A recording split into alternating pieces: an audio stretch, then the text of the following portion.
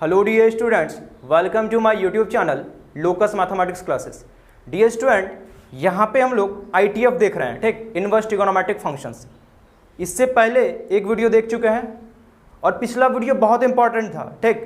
आज जो भी बात होगा इसके लिए जो है ना, आपको पिछला वीडियो ढंग से क्लियर होना चाहिए, ठीक। पिछले वीडियो में बात किए थे हम लोग कि फंक्शन क्या होता है, फिर मैपिंग के बेस पे कितने तरह का फंक्शन होता है। उसमें था one one function, many one function, onto function, into function, और फिर था बाइजेक्टिव फंक्शन। बाइजेक्टिव फंक्शन मतलब ऐसा फंक्शन जो वन वन और ऑनटो दोनों हो। वन वन ऑनटो फंक्शन जो होता है उसी को क्या बोलते हैं, बाइजेक्टिव फंक्शन।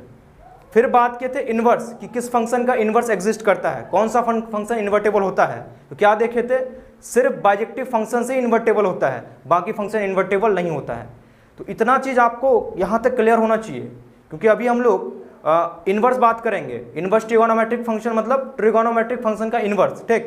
तो ये सब चीज़ अगर क्लियर नहीं है कि बाइजेक्टिव फंक्शन क्या होता है, बाइजेक्टिव का मतलब one one onto function ये क्या होता है, क्यों ऐसा होता है कि सिर्फ बाइजेक्टिव फंक्शन ही इन्वर्टेबल होता है, ठीक, फंक्शन के इन्वर्स का क्या मतलब है, ये सब चीज़ पूरा ढंग से बात किए हैं। तो ये सब चीज़ ढंग से क्लियर होना चाहिए, तभी आपको बहुत अच्छा लगेगा, मज़ा आएगा। पूरा समझने पे बात करेंगे, ठीक, पूरा अच्छे से समझने पे बात करेंगे। तो सबसे इंपॉर्टेंट ये है कि आप पिछला वीडियो ढंग से देखें। जो नहीं देखे हैं नीचे डिस्क्रिप्शन में लिंक दिया हुआ है, लेक्चर 1 बोल के नीचे होगा, उसका लिंक दिया हुआ है। तो सबसे पहले आप उस वीडियो को देखें, फिर आपको जो है ना अभी इसके आगे जो भी बात करेंगे फिर इसको कंटिन्यू करेंगे तो बहुत मज़ा आएगा आपको। तो बात करते हैं, आगे देखते हैं। तो फिर से लिखेंगे आप inverse trigonometric functions.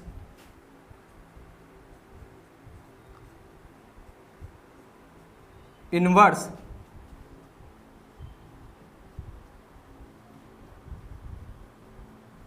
Trigonometric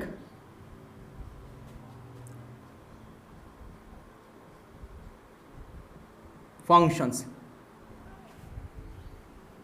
inverse trigonometric functions, short में इसको आईटीएफ बोलते हैं। और हिंदी अगर बात करें, हिंदी होता है प्रतिलोम त्रिकोणमितीय फलन। प्रतिलोम त्रिकोणमितीय फलन।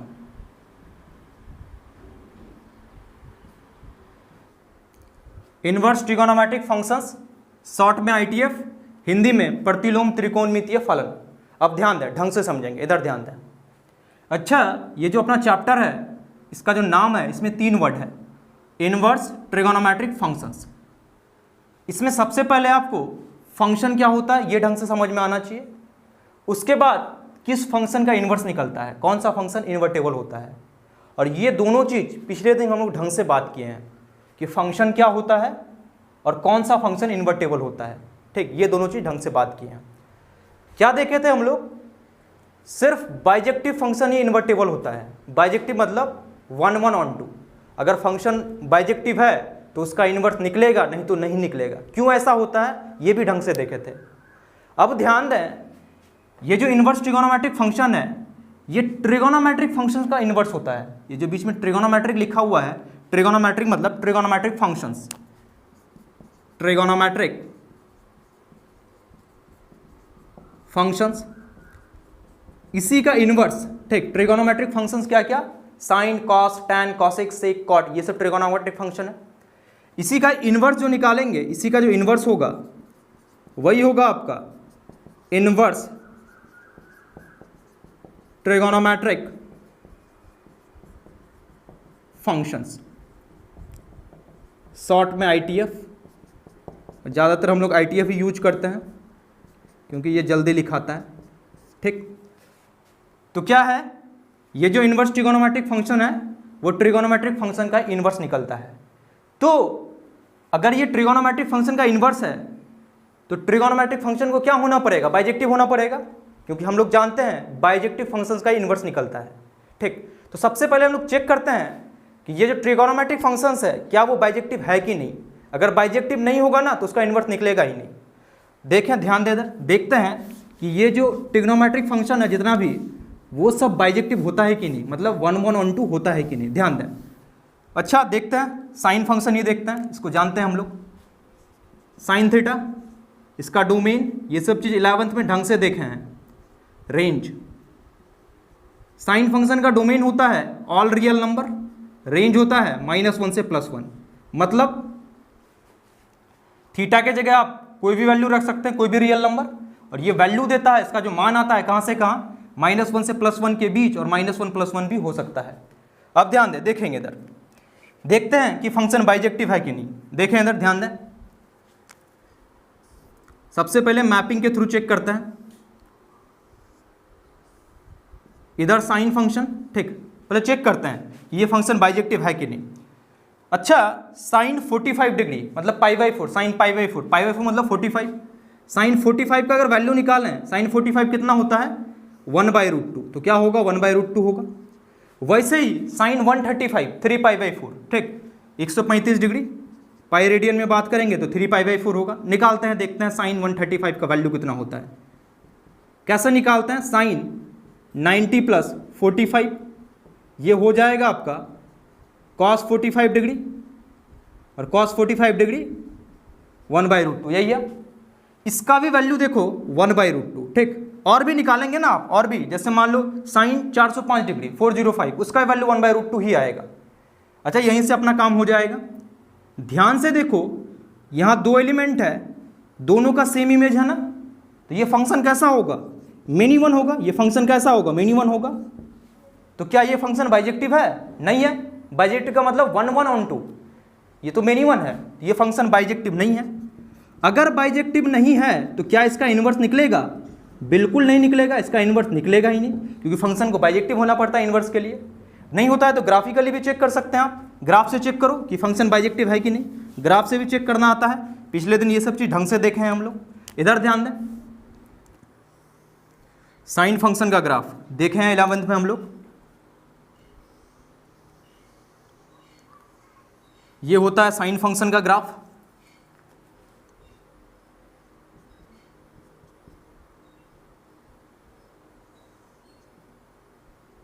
इधर ध्यान दें, अपने को चेक करना है कि ये फंक्शन 1 1 है कि मेनी वन है। कैसे चेक करते हैं, इस ग्राफ में एक्स एक्सिस के पैरेलल लाइन खींचेंगे। एक्स एक्सिस के पैरेलल लाइन खींचने पे अगर ग्राफ को ज़्यादा से ज़्यादा एक ही पॉइंट पे कट करे तो फंक्शन क्या होता है 1 1, और एक से ज़्यादा पॉइंट पे अगर कट करे तो क्या होगा मेनी वन। ध्यान से देखो, इसके ग्राफ को बहुत सारे पॉइंट पे कट कर रहा है, बहुत सारा, क्योंकि आगे भी ग्राफ होगा पीछे भी ग्राफ होगा, इनफाइनाइट पॉइंट्स पे कट कर रहा है जो लाइन एक्स एक्सिस के पैरेलल समांतर खींचे हैं। तो ये फंक्शन क्या होगा, मेनी वन होगा।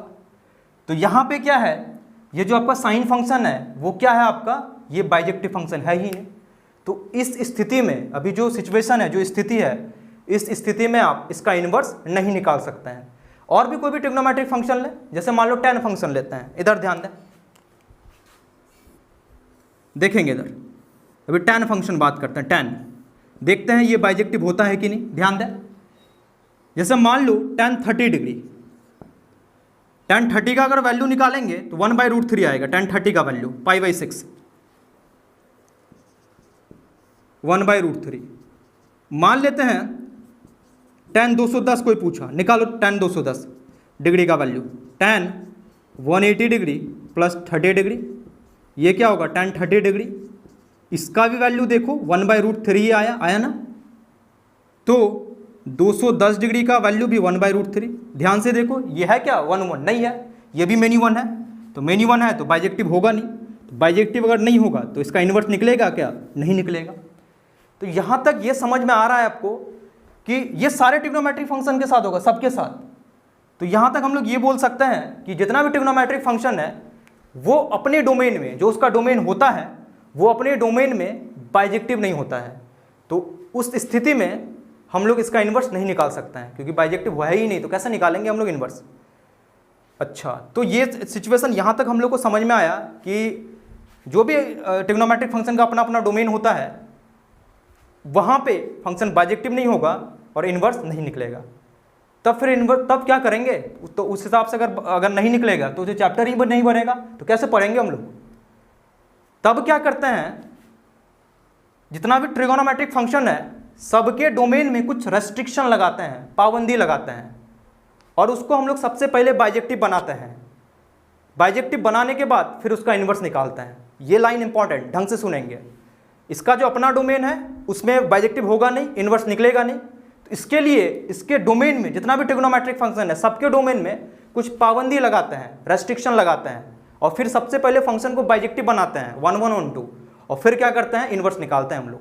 अब ध्यान दो, साइन फंक्शन का डोमेन जो अपना डोमेन होता है ऑल रियल नंबर, तो इसमें तो बाइजेक्टिव है नहीं, तो इसके लिए ना अभी इसका डोमेन में रेस्ट्रिक्शन लगा करके हम लोग लेंगे -π/2 से +π/2, ठीक, इतना ही लेंगे हम लोग, इतना ही। -π/2 से +π/2 मतलब -90 डिग्री से +90 degree.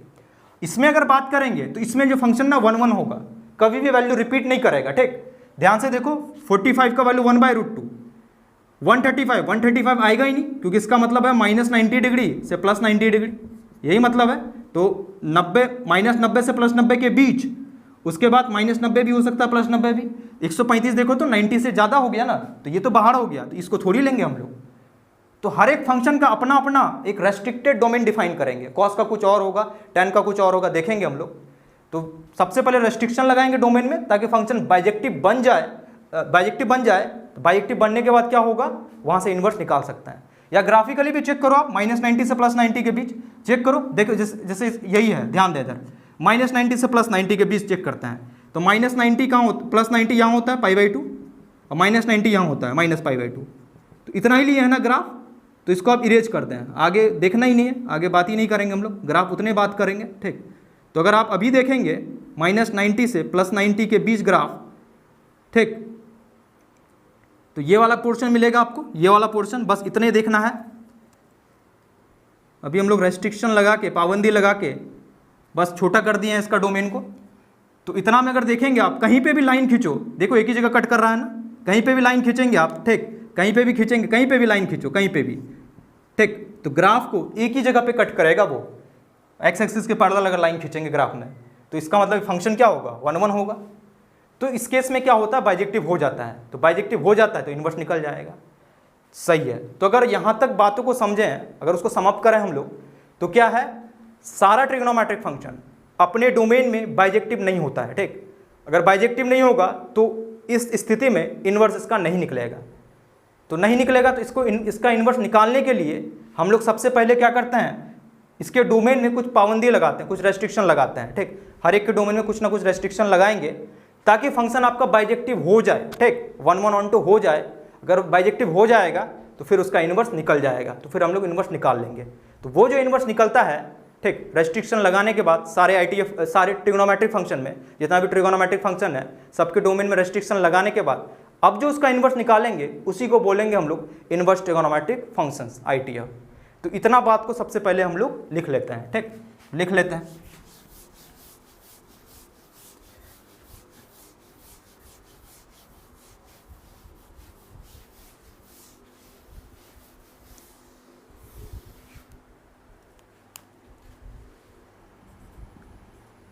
As we know that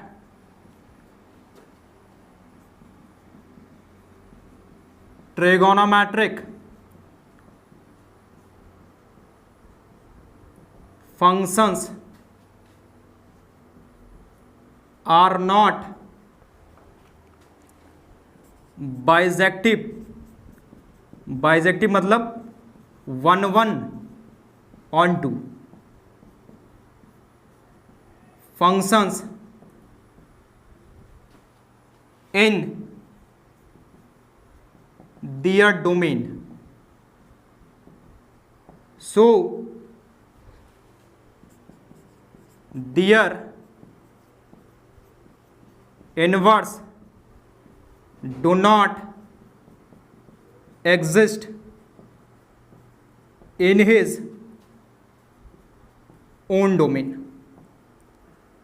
सबसे पहले यहाँ तक समझ लेते हैं क्या लिखे हैं। एज वी नो दैट, जैसा कि हम जानते हैं कि trigonometric functions are not bijective, bijective मतलब 1 1 on 2 functions in their domain, वो अपने डोमेन में बाइजेक्टिव फंक्शन नहीं होता है, बाइजेक्टिव मतलब 1 1 on 2, ठीक। So their inverse do not exist in his own domain, तो उसके अपने डोमेन में उसका इनवर्स एग्जिस्ट नहीं करेगा। जो उसका अपना डोमेन होता है ट्रिग्नोमेट्रिक फंक्शन का, तो उस केस में, उस स्थिति में उसका इनवर्स एग्जिस्ट नहीं करेगा, ठीक। अब पैराग्राफ चेंज करके लिखेंगे, लिखें। So now we restrict their domain to make all the trigonometric functions bijective.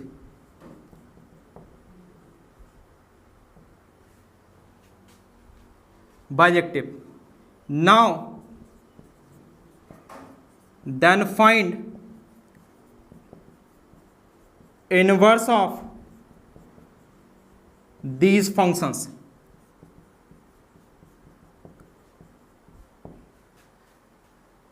Now these are called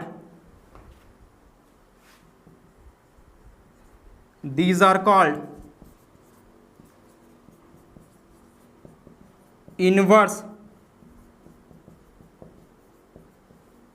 trigonometric functions, short में ITF. ध्यान दें क्या लिखे हैं, so now we restrict their domain, क्योंकि ये तो बाइजेक्टिव होता नहीं है, तो इसके लिए क्या करते हैं हम लोग, उसके डोमेन में कुछ रेस्ट्रिक्शन लगाते हैं to make all the trigonometric function bijective, ताकि वो फंक्शन क्या हो जाए, बाइजेक्टिव हो जाए. ठीक.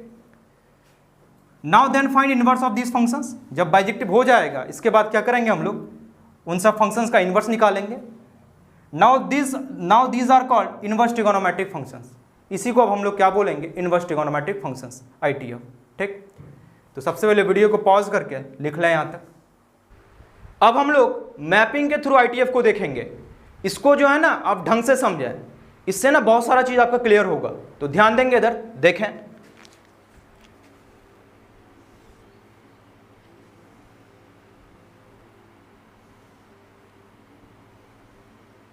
ध्यान दें, देखेंगे इधर. मान लेते हैं यहां से वहां फंक्शन है, और वो क्या है आपका, ट्रिगोनोमेट्रिक फंक्शन. ठीक. यहां से वहां, इस सेट से उस सेट में ट्रिगोनोमेट्रिक फंक्शन है. ठीक. अब ध्यान दें, इसको बोलते हैं डोमेन, और यहां जो रहता है उसको क्या बोलते हैं, रेंज. लेकिन डोमेन जो होगा, ये डोमेन कैसा होगा, रेस्ट्रिक्टेड डोमेन होगा, क्योंकि इसका जो अपना डोमेन होता है ट्रिगोनोमेट्रिक फंक्शन का, तो उसमें तो फंक्शन बाइजेक्टिव होता नहीं है, उसमें रेस्ट्रिक्शन लगाना पड़ता है, तभी तो बाइजेक्टिव होता है. बाइजेक्टिव होगा तभी इनवर्स निकलेगा. तो ये जो डोमेन होगा ये कैसा होगा, रेस्ट्रिक्टेड डोमेन. तो अभी इसको बोलेंगे हम लोग रेस्ट्रिक्टेड डोमेन. ठीक. ये हो जाएगा आपका restricted domain of trigonometric function, और ये क्या हो जाएगा, रेंज ऑफ ट्रिगोनोमेट्रिक फंक्शन. यही होगा. इधर ध्यान दें, ट्रिगोनोमेट्रिक फंक्शन, जैसे ध्यान दें इधर, साइन π/6 मतलब साइन 30 डिग्री, ये कितना होता है, 1/2. तो जो ट्रिगोनोमेट्रिक फंक्शन है वो हमेशा एंगल लेता है और देता एक वैल्यू है. एंगल को जनरली थीटा से लिखते हैं. तो इसमें क्या होगा, ये लेगा एंगल, ठीक, थीटा, और ये देगा क्या, वैल्यू देगा, ये देगा वैल्यू. तो यहां ध्यान दें, थीटा जो है, थीटा आपका क्या, एंगल, ये हमेशा लेगा एंगल, और ये देगा क्या, वैल्यू. ठीक, देगा वैल्यू. तो यहां तक बात हो रहा है अभी ट्रिगोनोमेट्रिक फंक्शन बना है यहां से वहां. तो ये क्या होता है, डोमेन होता है. तो ये डोमेन अभी कैसा होगा, रेस्ट्रिक्टेड डोमेन, और ये क्या होगा, रेंज होगा. तो ये होगा रेंज किसका, ट्रिगोनोमेट्रिक फंक्शन का. ट्रिगोनोमेट्रिक फंक्शन हमेशा एक एंगल लेता है और देता एक वैल्यू है, देता एक मान है. अब ध्यान दें, अब क्योंकि फंक्शन बाइजेक्टिव हो जाएगा, क्योंकि डोमेन रेस्ट्रिक्टेड है, तो क्या होगा, इसका इनवर्स निकलेगा. इनवर्स का क्या मतलब है, अगर यहां से वहां ट्रिगोनोमेट्रिक फंक्शन, तो इसका इनवर्स क्या होगा, वहां से यहां. ये सब चीज हम लोग पिछले दिन ढंग से देखे हैं. तो ट्रिगोनोमेट्रिक फंक्शन का इनवर्स, इसी को क्या बोलते हैं, इनवर्स ट्रिगोनोमेट्रिक फंक्शन. इसी को क्या बोलते हैं हम लोग, इनवर्स ट्रिगोनोमेट्रिक फंक्शन. ठीक. अब इनवर्स ट्रिगोनोमेट्रिक फंक्शन के बारे में बात कर रहे हैं. तो अभी क्या हो जाएगा, ये इनवर्स ट्रिगोनोमेट्रिक फंक्शन का डोमेन होगा, और ये रेंज हो जाएगा इनवर्स ट्रिगोनोमेट्रिक फंक्शन का. तो अभी इसको क्या बोलेंगे, ITF के आधार पे, अभी ITF के आधार पे देख रहे हैं, ये हो जाएगा डोमेन ऑफ ITF ये ITF का क्या हो जाएगा, डोमेन हो जाएगा, और ये क्या हो जाएगा, रेंज ऑफ ITF। ठीक, और अभी जो है ITF लेगा एक वैल्यू और इसका आंसर क्या देगा, एक एंगल देगा। तो देखो यहां क्या हो रहा है ना, पूरा मामला पलट जा रहा है। ठीक, पूरा सारा चीज जो है उलट पुलट हो जा रहा है। क्या हो रहा है, ध्यान से देखो, जो ट्रिगोनोमेट्रिक फंक्शन का डोमेन था वो अब रेंज हो जाएगा किसका, ITF का। तो सबसे पहला चीज ये क्लियर रखेंगे, जो रेस्ट्रिक्टेड डोमेन होगा ट्रिगोनोमेट्रिक फंक्शन का वही रेंज हो जाएगा किसका, इनवर्स ट्रिगोनोमेट्रिक फंक्शन का। उसके बाद जो रेंज होगा ट्रिगोनोमेट्रिक फंक्शन का वही डोमेन बन जाएगा ITF का। जो रेंज होगा ट्रिगोनोमेट्रिक फंक्शन का, ठीक, जो वैल्यू देता है ट्रिगोनोमेट्रिक फंक्शन, वो डोमेन हो जाएगा किसका, ITF का। इसके बाद ट्रिगोनोमेट्रिक फंक्शन हमेशा एक एंगल लेता है, हमेशा एक कोण लेता है और आंसर देता है एक वैल्यू। तो ITF क्या होगा, एक वैल्यू लेगा और हमेशा आंसर क्या देगा, एक एंगल देगा।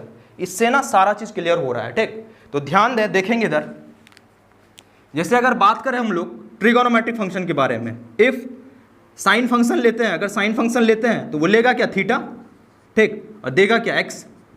मान लेते हैं साइन फंक्शन ही लिए हैं अभी, तो अगर साइन लेगा थीटा तो देगा क्या, एक्स, क्योंकि ये ट्रिगोनोमेट्रिक फंक्शन है।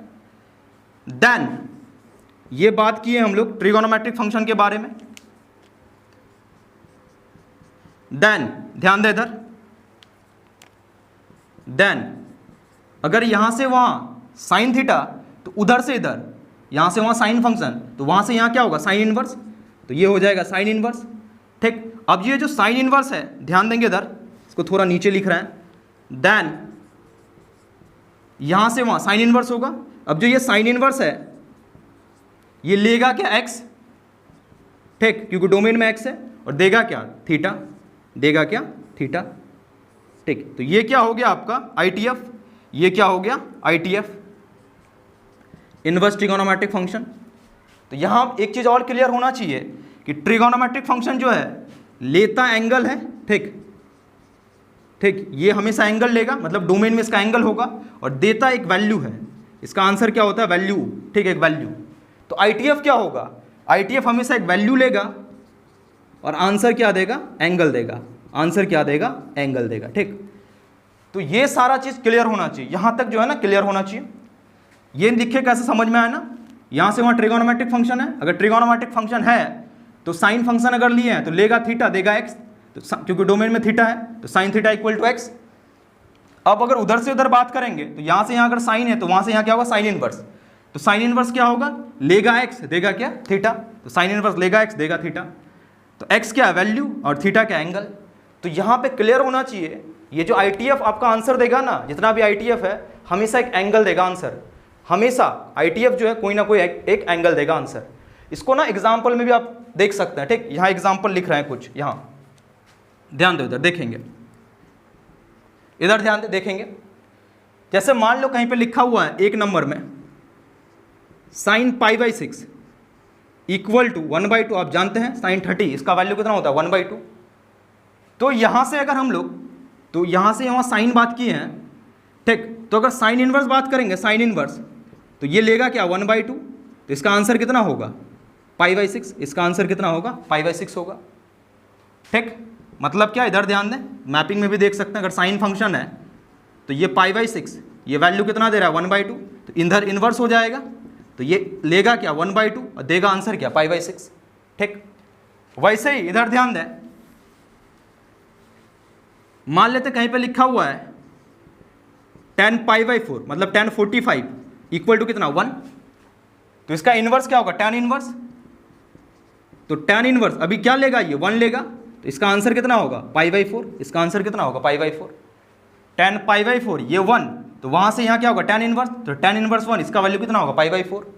वैसे ही और भी ले सकते हैं आप, ध्यान दें इधर, जैसे मान लेते हैं cos ले लेते हैं, cos अभी ले लेते हैं cos π/3, ये कितना होता है, 1/2। cos π/3 कितना होता है, 1/2, cos 60। तो यहाँ से cos इनवर्स 1/2, ये कितना हो जाएगा, π/3 हो जाएगा। ये कितना हो जाएगा, π/3। तो क्लियर हो रहा है ना ये सब चीज़। cos 60 का वैल्यू 1/2, तो cos इनवर्स 1/2, यहाँ से वहाँ बात करेंगे कितना होगा, 60 डिग्री। रेडियन में कितना लिखेंगे, π/3। तो यहाँ तक आपका ना क्लियर होना चाहिए, ठीक, कि हो क्या रहा है यहाँ पे। तो जितना भी ITF है वो हमेशा कोई ना कोई एक एंगल आंसर देगा, कोई ना कोई एक कोण आंसर देगा, ठीक, कोई ना कोई एंगल आंसर देगा। तो ये पूरा चीज़ जो है ना, ये पूरा डायग्राम आपका एकदम दिमाग में छपा हुआ होना चाहिए। अगर ये सब चीज़ समझ में आता है तो कुछ रटना नहीं पड़ेगा आपको, ठीक। तो इससे पहले जो लिखे थे आप डेफिनेशन, उसके नीचे इसको पूरा लिख लेंगे आप, और एग्जाम्पल को नीचे लिखेंगे आप। इसको लिखने के बाद उसके नीचे एग्जाम्पल को लिखेंगे। तो वीडियो को पॉज करके लिख लें पूरा। अब नीचे एक नोट डालेंगे, note.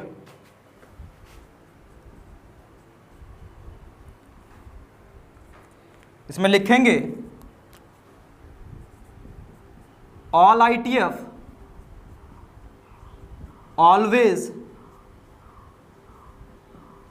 gives an angle. All ITF always gives an angle.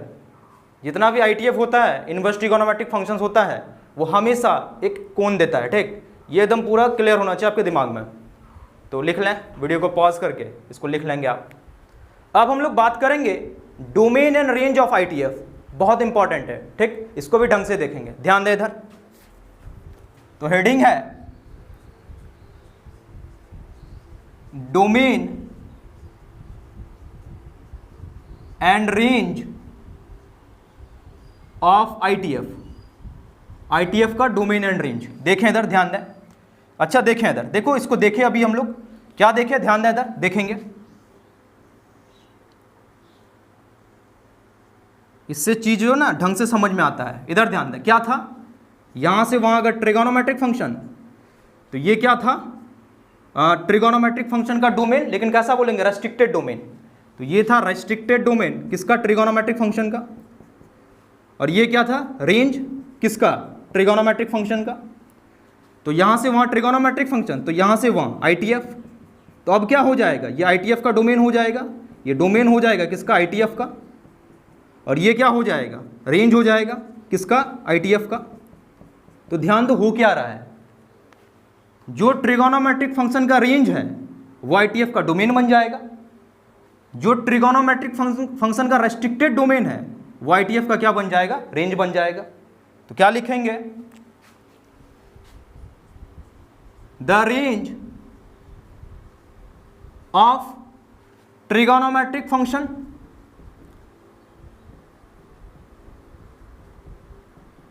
trigonometric functions become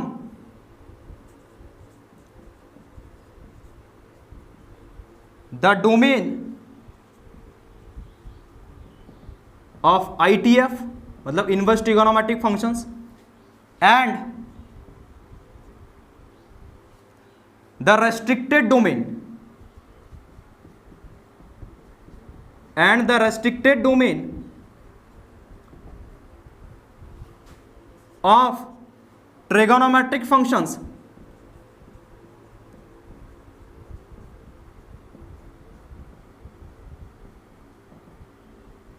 become the range of ITF। ये हो जाएगा, ढंग से दिख रहा है, ठीक। जो ट्रिगोनोमेट्रिक फंक्शन का रेंज था वो ITF का डोमेन बन जाएगा, जो ट्रिगोनोमेट्रिक फंक्शन का रेस्ट्रिक्टेड डोमेन था वो ITF का क्या बन जाएगा, रेंज बन जाएगा। वही चीज़ लिखे हैं। अब ध्यान दें इधर, अब देखेंगे थोड़ा ना, आप समझेंगे इसको अच्छे से, ध्यान दें। इसको मिटा देते हैं, ध्यान दें इधर। अब इसका डोमेन एंड रेंज लिखेंगे, लेकिन सबको निकालते हैं हम लोग ट्रिगोनोमेट्रिक फंक्शन से, ठीक, निकालते हैं सबको ट्रिगोनोमेट्रिक फंक्शन से। तो ध्यान दें इधर, देखेंगे इधर, ध्यान दें। थोड़ा सा 11 देखते हैं, 11 में क्या देखे हैं हम लोग,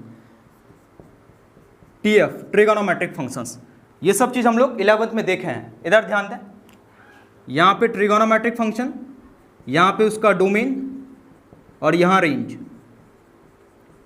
ध्यान देंगे, देखेंगे इधर, ये सब चीज़ 11 में ढंग से बात किए हैं।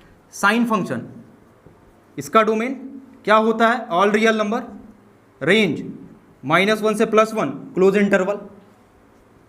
कॉस, इसका डोमेन होता है ऑल रियल नंबर, इसका भी रेंज -1 से +1 क्लोज इंटरवल। tan थीटा, इसका domain r-2n + 1 × π/2 where n belongs to I। इसका रेंज क्या होता है, ऑल रियल नंबर। वैसे कॉसेक थीटा इसका डोमेन होता है r minus n pi where n belongs to I. इसका रेंज होता है r माइनस -1 से +1। सेक थीटा इसका डोमेन होता है r minus 2n+1 into π/2 where n belongs to I. इसका भी रेंज होता है r माइनस -1 से +1। और लास्ट में कॉट थीटा इसका डोमेन होता है r minus n pi where n belongs to I. इसका रेंज होता है ऑल रियल नंबर। ये सब चीज़ हम लोग 11th में देखे हैं, ठीक, ढंग से देखे हैं, ग्राफ वगैरह सब बात किए थे। अब ध्यान दो, ये जितना चीज़ है ये ट्रिगोनोमेट्रिक फंक्शन का अपना डोमेन है, रियल डोमेन, ठीक, ये उसका वास्तविक डोमेन है, यही होता है इसका डोमेन। लेकिन आप जानते हैं कि अगर हम लोग इस डोमेन में बात करें तो फंक्शन बाइजेक्टिव होगा ही नहीं, ठीक, इसमें जो फंक्शन बाइजेक्टिव होता नहीं है, तो इस केस में जो है ना इन्वर्स नहीं निकलेगा। अगर हम लोग यही डोमेन लेके चलें तो इस डोमेन में इसका इन्वर्स निकलेगा ही नहीं, क्योंकि बाइजेक्टिव होगा ही नहीं, तो इन्वर्स कैसे निकलेगा। तब क्या करता है, अब ये सब डोमेन को आप यूज नहीं कर सकते हैं। अब इन सब डोमेन्स में ही क्या करेंगे, कुछ रेस्ट्रिक्शन लगाएंगे, कुछ पाबंदी लगाएंगे। तो अब हम लोग बात करेंगे रेस्ट्रिक्टेड डोमेन, ठीक। अब हम लोग लेके चलेंगे रेस्ट्रिक्टेड डोमेन, ऐसा डोमेन लेंगे ताकि वहाँ पे फंक्शन क्या हो जाए, बाइजेक्टिव हो जाए। अब बाइजेक्टिव हो जाए तो वहाँ से इन्वर्स निकल जाएगा। अब ध्यान दें, सबका रेस्ट्रिक्टेड डोमेन डिफाइन किया गया है, आपको उसको ही लेके चलना है। एक बार डिफाइन कर दिया है, उसी चीज़ को लेकर के आपको हमेशा लेके चलना है, ठीक। तो ध्यान दें, जैसे साइन फंक्शन, इसका तो डोमेन होता है ऑल रियल नंबर, लेकिन अभी हम लोग लेके चलेंगे यहाँ पे इसका जो रेस्ट्रिक्टेड डोमेन लेके चलेंगे वो लेके चलेंगे हम लोग -π/2 से +π/2, -π/2 से +π/2 क्लोज इंटरवल, ठीक। अब इतना ही लेके चलना है, होता तो ऑल रियल नंबर, लेकिन इतना ही लेके चलना है। डिग्री में बात करें -90 से +90 के बीच सब होगा, -90 भी चलेगा, +90 भी। ये इसका रेस्ट्रिक्टेड डोमेन डिफाइन किया गया है, यहाँ पे फंक्शन बाइजेक्टिव हो जाएगा आपका, ठीक, तो इन्वर्स निकल जाएगा। वैसे ही कॉस फंक्शन, इसका जो डिफाइन किया गया है 0 से π क्लोज इंटरवल, ये डिफाइन किया गया है। tan का इधर ध्यान दें, tan का इसका -π/2 से +π/2, ठीक, ओपन इंटरवल। उसके बाद कॉसेक का इधर ध्यान दें, इसका -π/2 से +π/2 क्लोज इंटरवल, लेकिन यहाँ से 0 हटा देना है आपको, क्योंकि कॉसेक जो है, कॉसेक 0 पे डिफाइन होता ही नहीं है, तो 0 पे डिफाइन नहीं होता, वो पॉइंट हटा देंगे आप। सेक फंक्शन का इधर ध्यान दें, सेक का जो रेस्ट्रिक्टेड डोमेन डिफाइन किया गया है 0 से π क्लोज इंटरवल, ठीक, तो 0 से π के बीच में π/2 आता है। अब π/2 में सेक डिफाइन नहीं होगा, सेक 90 नॉट डिफाइन, तो यहाँ से क्या हटा देंगे आप, π/2 हटा देंगे, ठीक।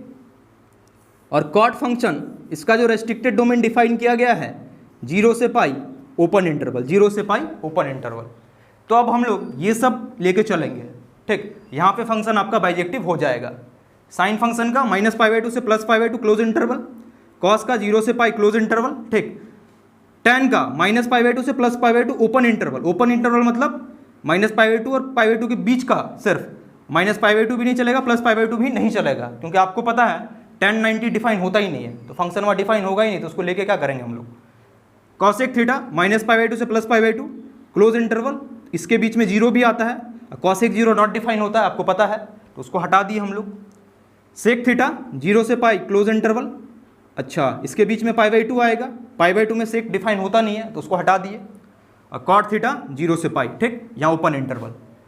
अब ध्यान दें, अब इसी से जो है ना हम लोग ITF का बात करते हैं, ITF का डोमेन रेंज लिखते हैं, ठीक, ध्यान दें, इधर देखेंगे, यहाँ सीरियल नंबर, यहाँ ITF, यहाँ पे डोमेन,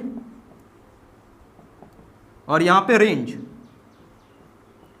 हम लोग रेंज को जो है प्रिंसिपल वैल्यू भी बोलते हैं, रेंज को ना यहाँ पे प्रिंसिपल वैल्यू अगर बोलेगा तो इसका मतलब वही मांग रहा है रेंज ही, कि क्या आएगा वैल्यू, ठीक, सही है। इधर ध्यान दें, अब अगर इधर ध्यान दें, पहला 1 नंबर में अगर फंक्शन लेते हैं हम लोग y = sin इनवर्स x, ठीक, y = sin इनवर्स x, तो डोमेन का मतलब होगा x का वैल्यू क्या क्या रख सकते हैं, ठीक, रेंज का मतलब होगा x रखने के बाद y क्या क्या आ सकता है, तो रेंज मतलब y का वैल्यू, प्रिंसिपल वैल्यू मतलब y, ठीक। अब ध्यान दो, तो डोमेन क्या हो जाएगा, जो ट्रिगोनोमेट्रिक फंक्शन का रेंज है वही ITF का क्या होगा, डोमेन होगा। तो क्या हो जाएगा, -1 से +1 क्लोज इंटरवल, और साइन इनवर्स x का रेंज क्या हो जाएगा, जो साइन का, जो ट्रिगोनोमेट्रिक फंक्शन का क्या रेस्ट्रिक्टेड डोमेन, तो ये क्या हो जाएगा, इसका रेंज में आ जाएगा, ये हो जाएगा आपका रेंज में। तो क्या हो जाएगा, -π/2 से +π/2 क्लोज इंटरवल, ठीक। जो रेंज था वो डोमेन बन जाएगा, जो डोमेन है वो रेंज बन जाएगा, ठीक। सेकंड, अगर y = cos इनवर्स x बात करें, ठीक, तो रेंज इसका डोमेन बन जाएगा। तो क्या हो जाएगा, ध्यान दे, देखेंगे इधर, तो यहां पे भी क्या हो जाएगा, -1 से +1, और इसका रेंज क्या हो जाएगा, 0 से π क्लोज इंटरवल, ठीक। बस पलट जाएगा सारा चीज। Third, y = tan inverse x, क्या हो जाएगा इसका डोमेन, इसका रेंज क्या है, ऑल रियल नंबर, तो यहाँ r हो जाएगा, और रेंज में क्या हो जाएगा, -π/2 से ये वाला हो जाएगा, -π/2 से +π/2 ओपन इंटरवल, ठीक। Fourth, y = cosec inverse x, क्या हो जाएगा इसका डोमेन, जो इसका रेंज है कॉस का, क्या हो जाएगा, r -1 से +1, और इसका रेंज क्या हो जाएगा, ये हो जाएगा -π/2 से +π/2, और यहाँ क्या हो जाएगा, -0, ये हो जाएगा। इसके बाद सेक इनवर्स x, इसका डोमेन, तो क्या है, इसका सेक का रेंज है r -1 से 1, रेस्ट्रिक्टेड डोमेन क्या ये, तो ये रेंज हो जाएगा, क्या होगा, 0 से π क्लोज इंटरवल, लेकिन क्या हटा देंगे, π/2 हटा देंगे, ठीक। लास्ट में कॉट इनवर्स x, लास्ट में cot inverse x। 6, y = cot inverse x, क्या हो जाएगा डोमेन, ऑल रियल नंबर, रेंज क्या हो जाएगा, 0 से π ओपन इंटरवल, 0 से π ओपन इंटरवल। तो समझ में आया ना कि कैसे लिखे हैं ये सब चीज़, सारा चीज़ ट्रिगोनोमेट्रिक फंक्शन से ही लिखे हैं। जो उसका रेस्ट्रिक्टेड डोमेन था वो सब चीज़ रेंज आ गया, जो उसका रेस्ट्रिक्टेड डोमेन था वो रेंज में आ गया, और जो उसका रेंज था वो सब क्या हो गया, डोमेन में आ गया, ठीक, क्योंकि एक दूसरे का इन्वर्स होता है। अब आपको ये डोमेन एंड रेंज याद रखना है, और रेंज तो आपको हर हाल में याद रखना है, ठीक। ये इसका बहुत ज़रूरत पड़ेगा आपको तो डोमेन भी याद रहना चाहिए, ठीक। आप दोनों याद रखो तो बेटर है, लेकिन रेंज हर हाल में याद रहना चाहिए, क्योंकि क्वेश्चन जब करेंगे आप तो जहाँ तक वैल्यू है, ठीक, जो इसका रेंज है उसी में आंसर होना चाहिए, उसके बाहर आंसर नहीं होना चाहिए, ठीक। तो ये सब जो है ना, ये आपको पूरा एकदम ध्यान में रहना चाहिए कि रेंज क्या होता है सारा ITF का। साइन इनवर्स x का वो हमेशा आंसर देगा -90 से +90 डिग्री में अगर बात करें के बीच, और -90 भी हो सकता है +90 भी, मतलब -π/2 से +π/2, -π/2 भी हो सकता है +π/2। इसको हम लोग क्लोज इंटरवल बोलते हैं। क्लोज इंटरवल मतलब वो वाला पॉइंट लेना है आपको। इसका मतलब है 0 से π, मतलब 0 से 180 डिग्री आंसर देगा cos inverse x, close interval, ठीक, मतलब 0 डिग्री भी हो सकता है और 180 π भी हो सकता है। इसका मतलब -90 से +90 के बीच सारा वैल्यू, लेकिन -90 नहीं चलेगा, +90 नहीं चलेगा क्योंकि ओपन इंटरवल है, ठीक, -π/2 भी नहीं चलेगा, +π/2 भी नहीं चलेगा। यहाँ पे -π/2 से +π/2 के बीच सारा एंगल, -π/2 भी चलेगा, +π/2 भी चलेगा, लेकिन 0 हटा देंगे क्योंकि कॉसेक डिफाइन नहीं हुआ था, कॉसेक नहीं हुआ था ना डिफाइन, जहाँ से निकाले हैं 0 पे डिफाइन नहीं होता है, तो वो वाला पॉइंट हटा दिया। और सेक इनवर्स x 0 से π, ठीक, के बीच सारा एंगल, 0 भी चलेगा, π भी चलेगा, लेकिन उसके बीच में 90 हटा देंगे आप, π/2 हटा देंगे, क्योंकि सेक फंक्शन डिफाइन नहीं होता है, सेक 90 डिफाइन होता नहीं है, इसलिए यहाँ से π/2 हटा देंगे। और ये 0 से π, ये कॉट इनवर्स x, ये कहाँ से कहाँ देगा, 0 से π, 0 से 180 के बीच, ओपन इंटरवल है, 0 भी नहीं हो सकता, 180 डिग्री भी नहीं हो सकता है। तो ये पूरा ध्यान में रखेंगे, दिमाग में छपा हुआ होना चाहिए, ठीक। सबसे पहले इसको लिख लें, आगे बात करते हैं, पहले लिख लें।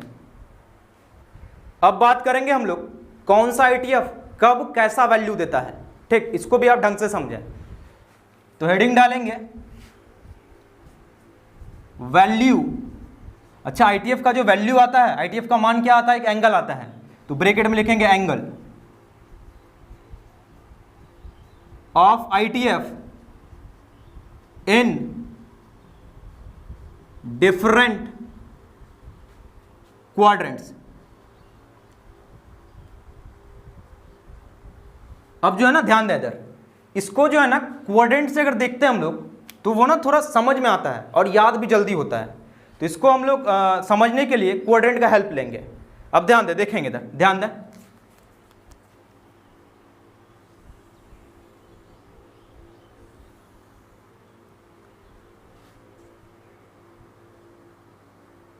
एक्स एक्सिस, वाई एक्सिस, ये O ऑरिजिन। इधर ध्यान दें, यहां का एंगल 0, ठीक, यहां का एंगल π/2, और डिग्री में अगर बात करें तो 90 डिग्री, और यहाँ का पाई डिग्री में बात करें 180 degree.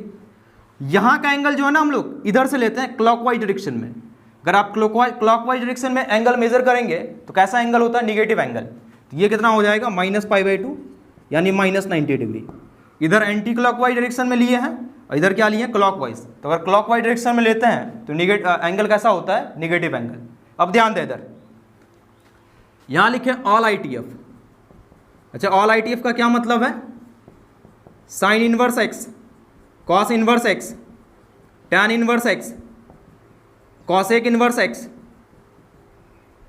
Sec inverse x and cot inverse x.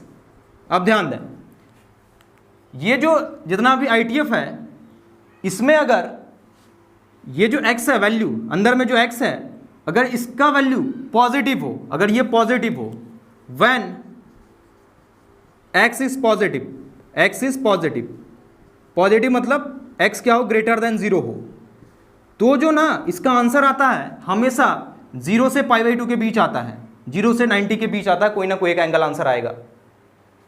ITF जितना भी है उसमें अंदर में अगर पॉजिटिव वैल्यू रखा हुआ है तो अगर पॉजिटिव है तो वो हमेशा 0 से 90 के बीच कोई ना कोई एंगल आंसर देता है। अब निगेटिव भी हो सकता है, ठीक। अब अगर निगेटिव हो सकता है तो निगेटिव के लिए टोटल 6 ITF है, तो 3-3 का ग्रुप बनाते हैं। 3-3 को अलग अलग किया गया है, 3-3 का ग्रुप बनाया गया है। ध्यान दो क्या क्या, sign inverse x, cosec inverse x and tan inverse x, इसको यहां पे रखा गया है, यहां पे, मतलब ये फोर्थ क्वाड्रेंट। अगर इसमें x का वैल्यू निगेटिव हो, अगर x का वैल्यू निगेटिव हो, when x is negative, negative मतलब x लेस देन 0, अगर x का वैल्यू निगेटिव हो तो वो हमेशा आंसर देगा -90 से 0 के बीच, मतलब -π/2 से 0 के बीच देगा, कोई ना कोई एंगल आंसर देगा। वैसे ही बाकी ये 3 उसको एक ग्रुप में रखा गया है। कौन कौन? Cos inverse x, sec inverse x and cot inverse x. इसमें अगर x का वैल्यू क्या हो? निगेटिव हो, व्हेन x इज निगेटिव,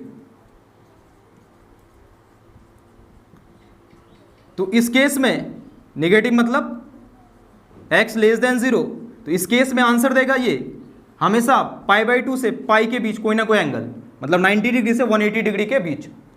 और किसी भी ITF का आंसर कभी भी थर्ड क्वाड्रेंट का नहीं होता है, कभी भी थर्ड क्वाड्रेंट का एंगल आंसर नहीं देगा। Value of any ITF never lies in angle of third quadrant, ठीक। इसको ढंग से समझें, पूरा काम का चीज है।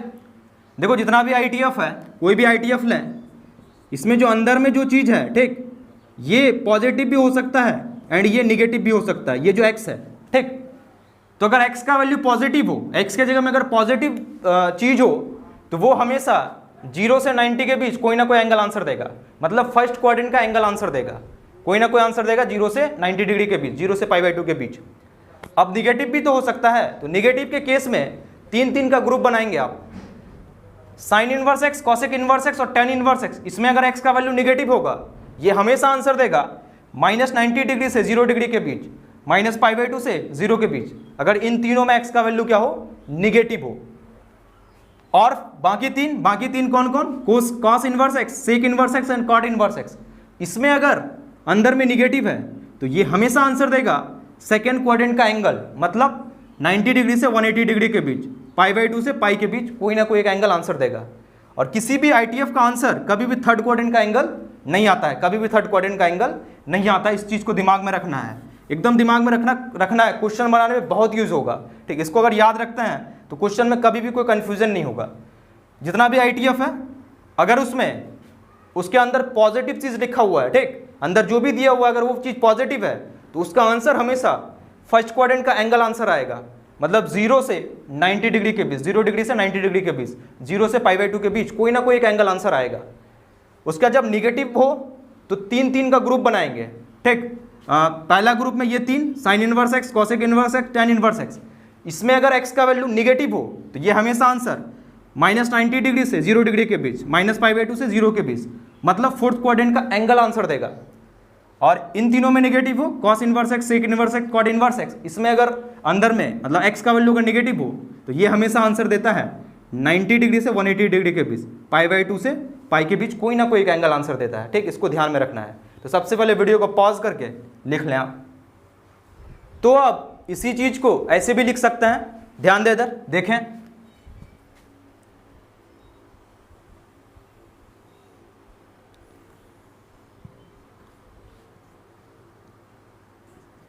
x dash y dash o, angle यहाँ 0, π/2 या 90 डिग्री, पाई या फिर 180 डिग्री। यहाँ पे क्लॉकवाइज डायरेक्शन में मेजर करेंगे, ये हो जाएगा -π/2 या -90 डिग्री। ध्यान दें, देखेंगे इधर, ध्यान दें, आपका जो 3 ITF है कौन कौन, sign inverse x, cosec inverse x और टैन इनवर्स एक्स, ये तीनों हमेशा -π/2 से +π/2 के बीच कोई ना कोई एंगल आंसर देगा। क्योंकि अभी देखे जितना भी ITF है उसमें अगर x का वैल्यू पॉजिटिव हो तो वो हमेशा आंसर देता है 0 से π/2 के बीच।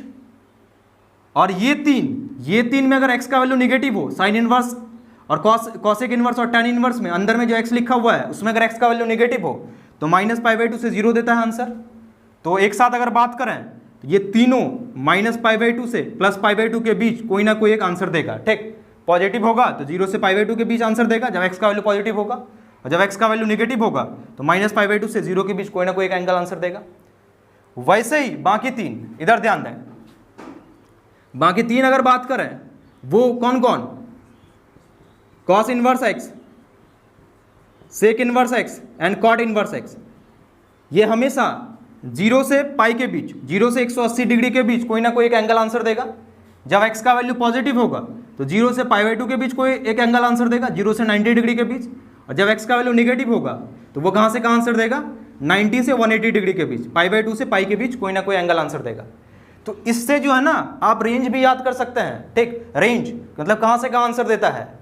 ये तीनों साइन इनवर्स, कॉसेक इनवर्स और टैन इनवर्स, इसका जो रेंज आएगा -π/2 से +π/2 के बीच कुछ ना कुछ इस टाइप का आंसर आएगा।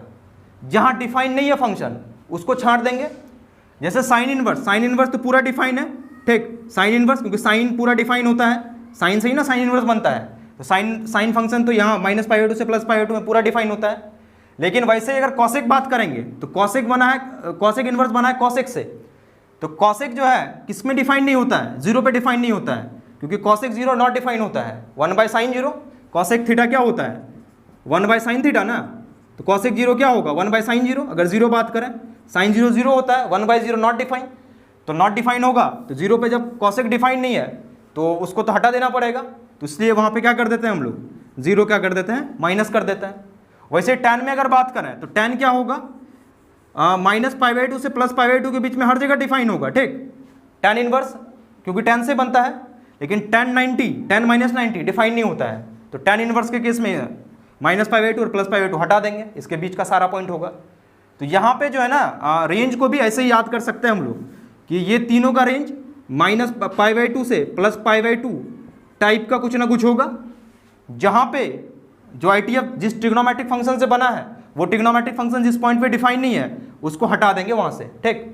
वैसे ये जो है cos inverse, sec inverse, cot inverse, ये तीनों आंसर देगा हमेशा 0 से पाई के बीच कुछ ना कुछ आंसर देगा।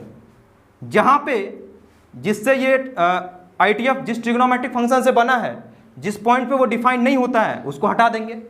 जैसे कॉस इनवर्स कॉस से बना है तो कॉस 0 से 180 के बीच हर जगह डिफाइन होता है, लेकिन वहीं पे अगर बात करेंगे सेक, तो सेक कहाँ नहीं डिफाइन होगा। सेक इनवर्स सेक से बना है, सेक π/2 पे डिफाइन नहीं होता है, सेक 90 नॉट डिफाइन, तो यहाँ पे क्या कर देंगे हम लोग π/2 हटा देंगे, ठीक। वैसे कॉट 0 से पाई के बीच में हर जगह डिफाइन होता है, लेकिन कॉट 0 या कॉट पाई निकालेंगे तो नॉट डिफाइन, इसलिए यहाँ क्या यूज करते हैं हम लोग, ओपन इंटरवल। तो आप जो है ना रेंज को आप ऐसे ही इसी से याद रखेंगे आप, बहुत आसान है रेंज को याद रखना। इससे इन तीनों का रेंज -π/2 से +π/2 के बीच कुछ ना कुछ होगा। जहाँ पे ट्रिग्नोमेट्रिक फंक्शन जिससे वो ITF बना है, ठीक, ITF जो है जिस ट्रिग्नोमेट्रिक फंक्शन से बना है, जिस पॉइंट पे वो डिफाइन नहीं होता है उस पॉइंट को क्या कर देंगे हम लोग, हटा देंगे। तो ये था। तो वीडियो को पॉज करके लिख लें सबसे पहले। अब एक नोट में कुछ पॉइंट्स है उसको आप ध्यान में रखेंगे, इधर ध्यान दें। नोट इधर देखेंगे, इसमें सबसे पहला पॉइंट ध्यान दो, इधर देखेंगे। अच्छा, जैसे ये साइन इनवर्स x है ना, इसको आप और एक तरीके से लिख सकते हैं, इसको ऐसे भी लिखा जाता है आर्क साइन x, ठीक, आप ऐसे भी लिख सकते हैं।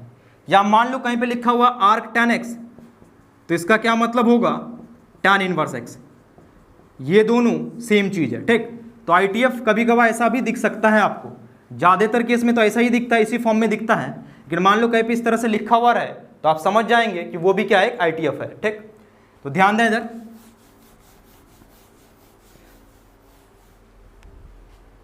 Sign inverse x is also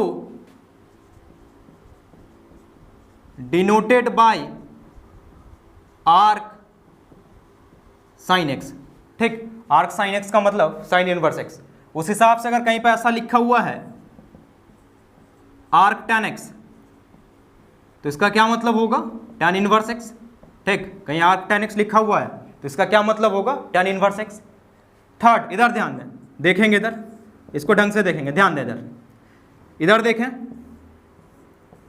इधर ट्रिगोनोमेट्रिक फंक्शन, तो इधर क्या होता है, इनवर्स ट्रिगोनोमेट्रिक फंक्शन। ये लेता एंगल है, देता एक वैल्यू है, ठीक।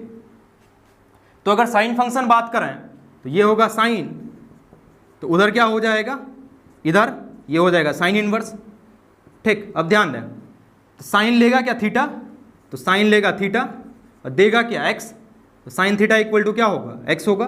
तो यहाँ पे साइन थीटा क्या होगा, एक्स होगा, ठीक। मतलब साइन लेगा थीटा देगा क्या, एक्स देगा, तो साइन थीटा इक्वल टू क्या होगा, एक्स। अब अगर साइन इनवर्स बात करें हम लोग, साइन इनवर्स, तो साइन इनवर्स वहाँ से यहाँ ना, तो साइन इनवर्स ध्यान से देखो, ये क्या लेगा, ये लेगा एक्स और देगा क्या, थीटा, तो क्या होगा, इक्वल टू थीटा होगा। तो थीटा को हम लोग इधर ध्यान दें, साइन इनवर्स जो है क्या लेगा, एक्स लेगा, ठीक, और देगा क्या, थीटा देगा, ठीक। ये ट्रिगोनोमेट्रिक फंक्शन के अनुसार, ये इनवर्स ट्रिगोनोमेट्रिक फंक्शन के अनुसार ट्रिग्नोमेट्रिक फंक्शन थीटा लेगा, तो sine theta equal to x, और ITF ये साइन इनवर्स लेगा एक्स देगा थीटा, तो sine inverse x equal to क्या होगा, थीटा।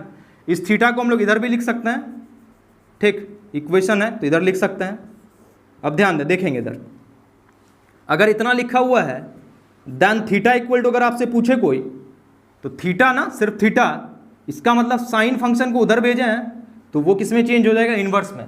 तो जब कैलकुलेशन करेंगे, कोई भी फंक्शन दिया हुआ है, मान लेते हैं ऐसा लिखा हुआ है tan थीटा इक्वल टू, मान लेते हैं कुछ भी लिखा हुआ है, मान लेते हैं एक्स ही लिखा हुआ है, तो यहाँ से थीटा अगर पूछेगा, इसको उधर अगर भेजा जाए तो ये tan इनवर्स में चेंज हो जाएगा, ये क्या हो जाएगा, tan इनवर्स एक्स हो जाएगा, ठीक।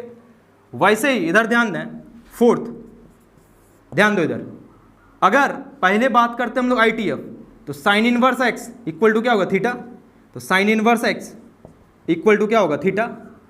पहले इनवर्स ट्रिग्नोमेट्रिक फंक्शन के अनुसार लिख दिए।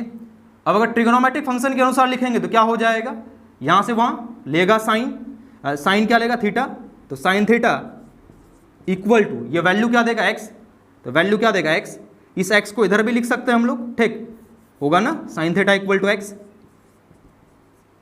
साइन फंक्शन लेगा थीटा देगा x, तो sine theta equal to x. इस x को हम लोग यहाँ भी लिख सकते हैं, इक्वेशन में आप लिख सकते हैं। तो ध्यान से देखो, sine inverse x equal to theta, यहाँ से x अगर निकाले हैं तो क्या हो गया, साइन थीटा, ठीक। तो इफ अगर कहीं पे ऐसा लिखा हुआ है देन आप ऐसा लिख सकते हैं। देखो क्या हो रहा है, अगर इन्वर्स है इसको अगर उधर भेजा जाए तो ये ट्रिग्नोमेट्रिक फंक्शन में चेंज हो जाएगा। कहीं पे मान लो ऐसा लिखा हुआ है tan inverse x equal to मान लेते हैं अल्फा लिखा हुआ है, ठीक। यहाँ से अगर x निकालने बोले आपको x, तो x इक्वल टू क्या होगा, इसको उधर भेजेंगे तो इन्वर्स किस में चेंज हो जाएगा, ट्रिग्नोमेट्रिक फंक्शन में। तो ये क्या हो जाएगा, tan अल्फा हो जाएगा, ठीक। तो इसका मतलब क्या है, अगर ट्रिग्नोमेट्रिक फंक्शन है, ट्रिगोनोमेट्रिक फंक्शन, इसको बराबर के उधर या बराबर के इधर करते हैं अगर आप जैसे इक्वेशन में करते थे, तो ये किस में चेंज हो जाएगा, ITF में। और अगर ITF है, इसको अगर इक्वल टू के साइन के बराबर के इधर उधर करते हैं तो ये किस में चेंज हो जाएगा, ट्रिग्नोमेट्रिक फंक्शन में।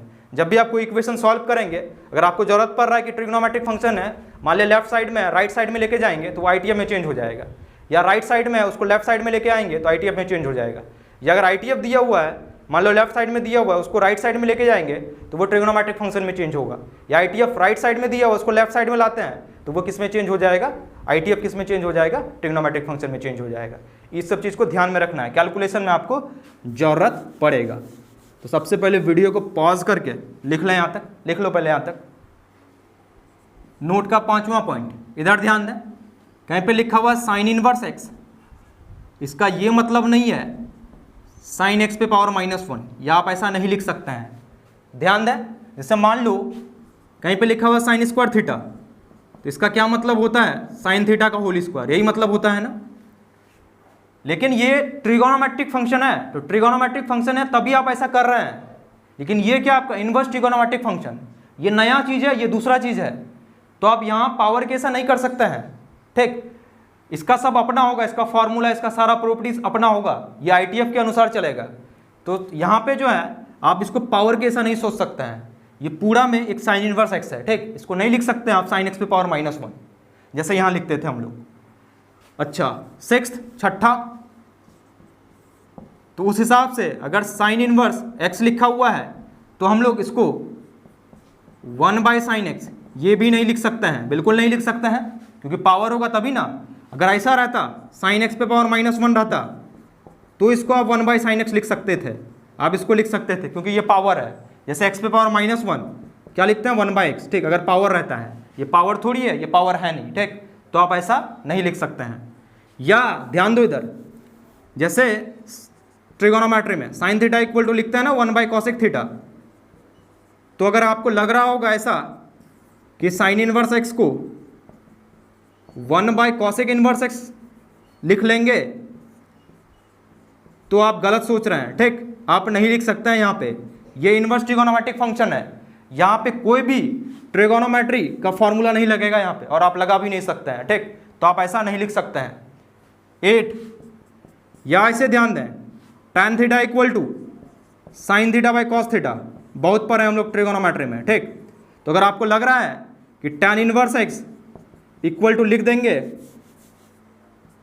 Sign inverse x by cos inverse x, नहीं लिख सकते हैं आप, ठीक। आप ऐसा नहीं लिख सकते हैं। ITF जो है ना, ITF इसका अपना फॉर्मूला, अपना प्रॉपर्टी होता है।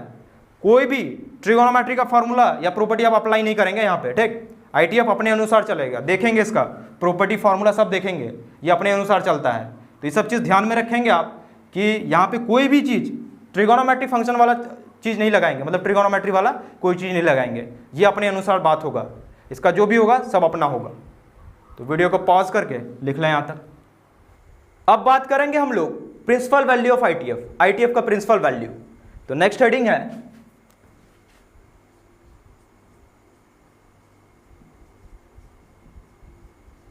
Principal value of ITF। इधर ध्यान दे, देखेंगे इधर, देखो ITF के प्रिंसिपल वैल्यू का मतलब है ITF का वैल्यू उसके रेंज में, मतलब रेंज एंड प्रिंसिपल वैल्यू ये दोनों ना सेम चीज है, सेम चीज, ठीक।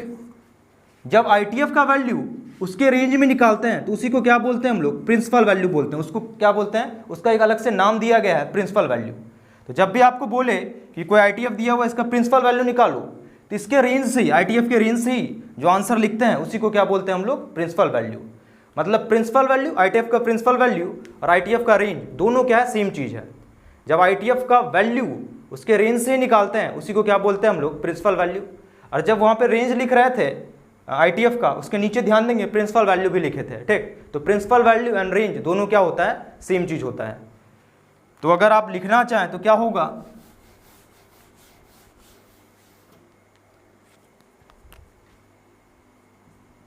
The value of ITF which lies in the range of ITF is called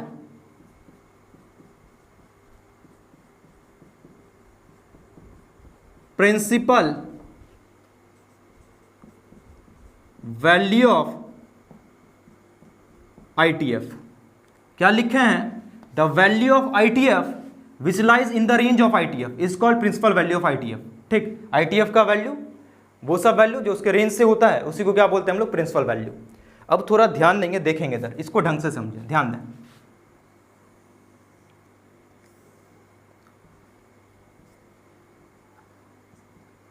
x, X dash, Y, Y dash, O, देखेंगे इधर, यहाँ का एंगल 0 डिग्री में, रेडियन में, दोनों में 0 होगा। यहाँ π/2, ठीक, डिग्री में बात करें तो 90 डिग्री। यहाँ का एंगल पाई मतलब 180 डिग्री। और इधर क्लॉकवाइज, तो क्लॉकवाइज मतलब माइनस π/2 मतलब -90 डिग्री। अब ध्यान देंगे इधर, देखेंगे आपको क्या होगा, कोई ITF देगा, ठीक, इसका वैल्यू या प्रिंसिपल वैल्यू निकालने बोलेगा। मान लो साइन इनवर्स x दिया हुआ है, तो आपको सबसे पहले देखना है कि इसके अंदर वैल्यू कैसा है, ये जो है ये पॉजिटिव है कि नेगेटिव है। अब ध्यान दें, मान लेते हैं इसके अंदर वैल्यू पॉजिटिव है और यहाँ कोई भी ITF है, कोई भी ITF हो सकता है। आपको पता है किसी भी ITF में अगर उसके अंदर वैल्यू पॉजिटिव हो या x है, तो x का वैल्यू अगर पॉजिटिव है तो इसका आंसर 0 से π/2 के बीच कोई ना कोई एक एंगल आंसर देगा। तो वो एंगल क्या होगा, यहाँ का एंगल होगा, थीटा एंगल होगा। और ये थीटा का वैल्यू 0 से π/2 के बीच कोई ना कोई एक वैल्यू होगा, थीटा का वैल्यू। थीटा का मान कहाँ से कहाँ होगा, 0 से लेकर 90 डिग्री के बीच कोई ना कोई एक वैल्यू होगा, ठीक। तो ये प्लस थीटा होगा। अच्छा, अब क्या है, नेगेटिव भी तो हो सकता है, इसके अंदर नेगेटिव भी हो सकता है। तो नेगेटिव के लिए अगर साइन इनवर्स, कॉसेक इनवर्स और टैन इनवर्स में नेगेटिव है तो उसका जो आंसर होता है, उसका आंसर -90 डिग्री से 0 के बीच कोई ना कोई एंगल आंसर होता है। -π/2 से 0 के बीच कोई ना कोई एक एंगल आंसर होता है। तो वो एंगल क्या होगा, यहाँ का एंगल होगा, वो किस टाइप का एंगल आंसर होगा, -θ टाइप का। और ये जो -θ होगा, इसका वैल्यू -π/2 से 0 के बीच, -90 डिग्री से 0 के बीच कोई ना कोई एक वैल्यू होगा। बाकी तीन किसमें, cos inverse x, sec inverse x और कॉट इनवर्स x, इसमें अगर x का वैल्यू नेगेटिव है तो वो जो आंसर देगा वो यहाँ का आंसर देता है। उसका वैल्यू 90 डिग्री से 180 डिग्री के बीच होता है, π/2 से पाई के बीच। वो एंगल कैसा होगा, π-θ टाइप का एंगल होगा, π-θ टाइप का एंगल, क्योंकि पाई में कुछ वैल्यू थीटा घटाएंगे तभी यहाँ पहुँचेंगे आप। ये जो π-θ वैल्यू होगा, इसका मान π/2 से पाई के बीच कोई मान होगा, 90 डिग्री से 180 डिग्री के बीच कोई एक मान होगा। और इसमें तो आ ही नहीं सकते हैं हम लोग, थर्ड क्वाड्रेंट का एंगल तो आंसर देता ही नहीं है। इसको ना आप दिमाग में रखेंगे, हमेशा ध्यान में रखेंगे, ठीक। क्वेश्चन बनाने में बहुत हेल्प करेगा आपका। फिर से देखो एक बार, ध्यान दें, कोई भी ITF दिया हुआ, कोई भी ITF, सबसे पहले देखना है उसके अंदर वैल्यू कैसा है, पॉजिटिव कि नेगेटिव। अगर पॉजिटिव वैल्यू है तो उसका जो आंसर देगा वो इस टाइप का आंसर देगा, +θ टाइप का। और ये थीटा का वैल्यू 0 से 90 डिग्री के बीच, 0 से π/2 के बीच कोई ना कोई एक वैल्यू होगा। अब नेगेटिव भी हो सकता है, तो नेगेटिव के लिए साइन इनवर्स, कॉसेक इनवर्स और टैन इनवर्स, इसमें अगर नेगेटिव है, अगर इसमें नेगेटिव है तो वो आंसर यहाँ का देता है, -90 से 0 के बीच कोई ना कोई एंगल आंसर देता है।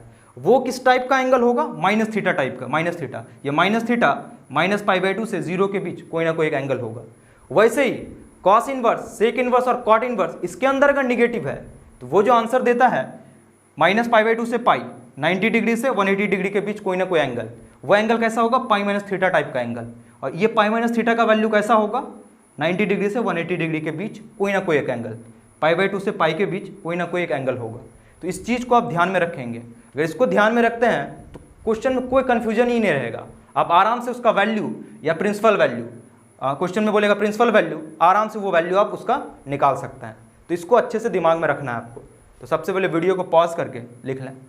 इधर ध्यान देंगे, क्वेश्चन है find the principal value of each of the following. Total 8 question दिया हुआ है, सबका ना प्रिंसिपल वैल्यू निकालना है। देखें इधर ध्यान दें, सॉल्यूशन सबसे पहला, अच्छा ध्यान दो क्या दिया हुआ, साइन इनवर्स 1/√2। देखो ये सब क्वेश्चंस का ना आंसर हम लोग ऐसे ही लिखेंगे डायरेक्ट। देखो कैसे, सबसे पहले आप देखोगे आईटीएफ के अंदर जो वैल्यू है वो पॉजिटिव है कि नेगेटिव। ध्यान से देखो ये वैल्यू कैसा है, पॉजिटिव। अगर ये पॉजिटिव है तो आंसर कहाँ से कहाँ देगा, 0 से पाई/2 के बीच कोई ना कोई एंगल देगा, थीटा एंगल 0 से पाई/2 के बीच। आप बताओ साइन 0 से पाई/2 के बीच किस एंगल पे 1/√2 होता है, पाई/4 पे। किस एंगल पे होता है, पाई/4 पे, ठीक। अगर निगेटिव होता साइन इनवर्स के केस में तो यहाँ का एंगल देखते हैं। मान लो कॉस इनवर्स होता, उसमें निगेटिव होता तो यहाँ का एंगल देखते हम लोग, पाई-θ टाइप का एंगल देता। और साइन इनवर्स में निगेटिव होता तो -θ टाइप का एंगल देता। तो ऐसे ही देखेंगे, सबसे पहले देखेंगे वैल्यू अंदर में पॉजिटिव है कि नेगेटिव, और उसी के अकॉर्डिंग, उसी के अनुसार आंसर देंगे। ये तो है कि डायरेक्ट, और हम लोग डायरेक्ट ही लिखेंगे आंसर। कुछ ना प्रोसेस भी, कुछ पूरा प्रोसेस से भी आप कर सकते हैं इस क्वेश्चन को। जनरली एनसीईआरटी या कोई रेफरेंस बुक जैसे करता है, ठीक। तो ध्यान दें, इन सब क्वेश्चन को लोग ऐसे भी सॉल्व करते हैं। देखें अगर पूरा प्रोसेस से किया जाए तो ध्यान से देखो, ये दिया हुआ है ना, और आपको पता है सारा आईटीएफ कोई ना कोई एंगल देता है। तो इसको कोई एंगल मान लेते हैं, एंगल को जनरली थीटा मानते हैं। तो let theta equal to sine inverse 1/√2। अब ध्यान दें, साइन इनवर्स है ना, जब इसको उठा के इधर लाएंगे तो ये साइन थीटा बन जाएगा। साइन थीटा इक्वल टू 1/√2, यहाँ से साइन थीटा। फिर आप सोचेंगे कि ये वैल्यू पॉजिटिव है, ये पॉजिटिव था तो 0 से पाई/2 के बीच कोई ना कोई एंगल आंसर देगा। यहाँ का एंगल, फर्स्ट क्वाड्रेंट का एंगल थीटा टाइप का, तो किस में होगा, 1/√2, 0 से पाई/2 के बीच, पाई/4 में। तो साइन पाई/4 इसको लिख सकते हैं, इसका वैल्यू कितना होता है, 1/√2। तो यहाँ से थीटा का वैल्यू कितना हो जाएगा, पाई/4। दोनों तरफ फंक्शन सेम है, इक्वल टू है। बराबर कब होगा, जब दोनों का एंगल बराबर होगा। तो थीटा इक्वल टू पाई/4। Therefore थीटा क्या लेके चलें आप, साइन इनवर्स 1/√2, इसी को ना थीटा माने हैं। तो इसके जगह क्या लिखेंगे, साइन इनवर्स 1/√2। तो वैल्यू कितना आया, पाई/4। फिर चेक करेंगे आप, ये साइन इनवर्स के रेंज में आया कि नहीं आंसर। साइन इनवर्स कहाँ से कहाँ वैल्यू देता है, -π/2 से +π/2, क्लोज इंटरवल वे है। तो ये आंसर है -π/2 से +π/2, क्लोज इंटरवल। 45 डिग्री, -90 डिग्री और +90 डिग्री के बीच ही होता है। तो ये आंसर हो जाएगा आपका पाई/4। बाकी हम डायरेक्ट देंगे हम लोग आंसर, बाकी हम लोग डायरेक्ट आंसर देखेंगे। सेकंड, दूसरा क्या, कॉस इनवर्स √3/2, इसमें भी पॉजिटिव है तो ये भी फर्स्ट क्वाड्रेंट का एंगल आंसर देगा। कितने का वैल्यू होता है √3/2, आपको ढंग से पता है, पाई/6, 30 डिग्री। कॉस 30 का वैल्यू होता है √3/2, इसका आंसर कितना हो जाएगा, पाई/6। बाकी आप पूरा मेथड से अगर करना चाहते हैं तो ऐसे ही करेंगे। Let theta equal to cos inverse √3/2, यहाँ से cos theta √3/2, cos theta, value positive तो फर्स्ट क्वाड्रेंट का एंगल, मतलब 0 से पाई/2 के बीच वाले एंगल में सेट करना है। तो कितना डिग्री का वैल्यू होता है, कॉस 30 डिग्री, पाई/6 का वैल्यू होता है √3/2। Therefore यहाँ से थीटा कितना हो जाएगा, पाई/6। थीटा ही क्या है आपका, कॉस इनवर्स √3/2, तो ये कितना हो गया, पाई/6। ये वैल्यू आपका 0 से पाई में है, 0 से 180 डिग्री में है, पाई/6 मतलब 30 डिग्री, इसी के बीच आता है। तो आंसर सही है आपका, तो पाई/6 आंसर हो जाएगा। तो इन सब क्वेश्चंस को अगर पूरे प्रोसेस से करना चाहेंगे तो ऐसे करेंगे, बाकी हम लोग डायरेक्ट आंसर भी दे सकते हैं, ठीक। तो सबसे पहले वीडियो को पॉज करके लिख लें। थर्ड, इधर ध्यान देंगे, थर्ड में क्या है, tan इनवर्स √3। ध्यान दें क्या हो जाएगा आंसर, tan इनवर्स के अंदर पॉजिटिव, अगर पॉजिटिव है तो 0 से π/2 के बीच में फर्स्ट क्वाड्रेंट का कोई ना कोई एक एंगल आंसर देगा। तो tan कितना डिग्री का मान √3 होता है, 0 से 90 डिग्री के बीच में, π/3, tan 60 √3 होता है, tan 60 डिग्री। तो इसका आंसर कितना हो जाएगा, π/3। वैसे ही cosec इनवर्स 2, यहाँ भी cosec के अंदर पॉजिटिव है, तो यहाँ पे भी आंसर 0 से π/2 के बीच कोई ना कोई एक एंगल आंसर आएगा। तो cosec कितना डिग्री का मान 2 होता है, 0 से π/2 के बीच में, π/6, 30 डिग्री का मान। तो इसका आंसर क्या आ जाएगा, π/6 हो जाएगा। बाकी इन दोनों क्वेश्चंस को आप मेथड से भी कर सकते हैं, इससे पहले जैसे दोनों क्वेश्चन को किए, तो इन दोनों क्वेश्चन को आप खुद करेंगे, ठीक, पूरा जो भी पूरा प्रोसेस होता है उसके थ्रू इन दोनों को आप खुद करेंगे, वैसे ही होगा जैसे पिछला दोनों हुआ था। अब बात करते हैं हम लोग फोर्थ तो हो गया, फिफ्थ इसको ढंग से देखेंगे क्योंकि इसके अंदर निगेटिव है। इधर ध्यान दें, फिफ्थ में क्या है, साइन इनवर्स -1/2। ध्यान दें, अगर इसका आंसर लिखना चाहें तो क्या होगा, देखेंगे इधर, ये 0, ये π/2, ये पाई, ये होता है -π/2। साइन इनवर्स के अंदर अगर निगेटिव है तो यहाँ का आंसर देगा, ठीक, फोर्थ क्वाड्रेंट का एंगल आंसर वो होता है -θ टाइप का एंगल, ठीक, -90 से 0 के बीच में, -90 डिग्री से 0 के बीच में एंगल आंसर देगा। तो बताओ साइन कितना डिग्री का वैल्यू -1/2 होता है, -π/2 से 0 के बीच, ये होगा आपका -π/6, ठीक, -30 डिग्री का वैल्यू होता है। तो इसका आंसर क्या होगा, -π/6। बाकी आप पूरा मैथड अगर लगाना चाहते हैं तो क्या हो जाएगा, लेट θ = साइन इनवर्स -1/2, उठा के इधर लाएं, साइन थीटा हो जाएगा -1/2, साइन थीटा, साइन इनवर्स के अंदर निगेटिव था, तो निगेटिव था -π/2 से 0 के बीच में कोई एंगल आंसर देगा, तो वो एंगल क्या होगा, साइन -π/6, यही एक एंगल मिलेगा जिसपे वैल्यू कितना होगा, -1/2। तो यहाँ से थीटा का वैल्यू कितना हो जाएगा, -π/6। देयरफॉर थीटा ही क्या है आपका, साइन इनवर्स -1/2, तो इसका वैल्यू कितना हो गया, -π/6। ये वैल्यू -π/2 से +π/2 के बीच आता है, तो ये क्या हो जाएगा, आपका आंसर हो जाएगा, यही हो जाएगा आंसर। बस इसमें ये ध्यान देना है कि वैल्यू पॉजिटिव है कि निगेटिव है। अभी निगेटिव है तो कहाँ का एंगल आंसर देगा, फोर्थ क्वाड्रेंट का एंगल आंसर देगा, और वो आंसर क्या होगा, -π/2 से 0 के बीच एंगल होगा। वैसे ही इधर ध्यान दें, सिक्स्थ क्या लिखा हुआ, tan इनवर्स -1, ठीक। अगर आप इसका डायरेक्ट आंसर लिखना चाहते हैं तो tan इनवर्स -1, तो tan इनवर्स के अंदर भी क्या है, निगेटिव, वो भी कहाँ का एंगल आंसर, यहीं का देगा ना, फोर्थ क्वाड्रेंट का एंगल आंसर, -θ टाइप का एंगल, तो क्या होगा, -π/4 होगा, -π/4 इसी एंगल पे देगा। अच्छा, तो इसको अगर पूरा मेथड से बनाना है तो क्या होगा, लेट θ = tan इनवर्स -1, यहाँ से tan θ = -1, यहाँ से tan θ, इसको आपको किस में सेट करेंगे आप, -π/2 से 0 के बीच में एंगल में सेट करेंगे जिसका वैल्यू -1 हो, तो वो क्या होगा, tan -π/4 होगा। तो यहाँ से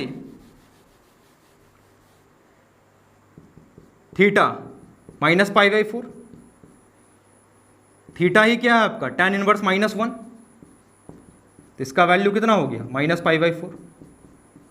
ध्यान से देखो, ये वैल्यू -π/2 से +π/2 के बीच में आता है, ओपन इंटरवल यही होना चाहिए, तो यही क्या हो जाएगा, आंसर हो जाएगा, ठीक।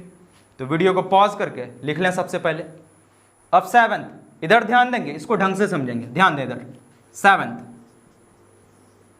देखो, सेवंथ में क्या है, cos इनवर्स -1/√2। ध्यान से देखें, अभी cos इनवर्स के अंदर निगेटिव वैल्यू है, अगर निगेटिव वैल्यू है तो ये जो आंसर देगा, इधर ध्यान दें, यहाँ 0, यहाँ π/2, यहाँ पाई, यहाँ -π/2, तो ये जो आंसर होगा अभी π/2 से पाई के बीच कोई ना कोई एंगल आंसर होगा, सेकंड क्वाड्रेंट का एंगल आंसर। वो कैसा आंसर होता है?